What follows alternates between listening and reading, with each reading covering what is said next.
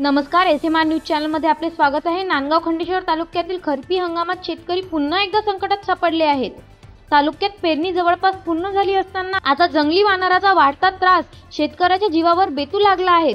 विशेषतः तूर पिकवायचे मोठ्या प्रमाणावर नुकसान होत असून अनेकांना पुन्हा पेरणी करावी लागत आहे। शेतकऱ्यांनी वानराचा उपद्रव दिवसांदिवस वाढत असल्याची तक्रार केली आहे।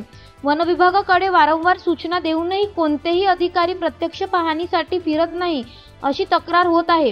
रात्रभर शेतात पहारा देणारे शेतकरी आता थकले असून जीवन धोक्यात घालून पीक वाचवण्याची वेळ आली आहे। लोखंडी तार करंटचे उपयोग करूनही वानराचा गुडघूस सुरूच आहे। या पार्श्वभूमीवर शेतकऱ्यांनी वन विभागाकडे पंचनामे करण्याची आणि नुकसान भरपाई देण्याची मागणी केली आहे, अन्यथा आंदोलनाचा इशारा दिला जात आहे। विजय चव्हाण या शेतकऱ्याचे स्पष्ट म्हणणे, शासनाने तत्काळ पंचनामे करून नुकसान भरपाई द्यावी। वन्य प्राण्यांच्या उपद्रवामुळे शेतकरी अक्षरशः हैराण झाले आहेत।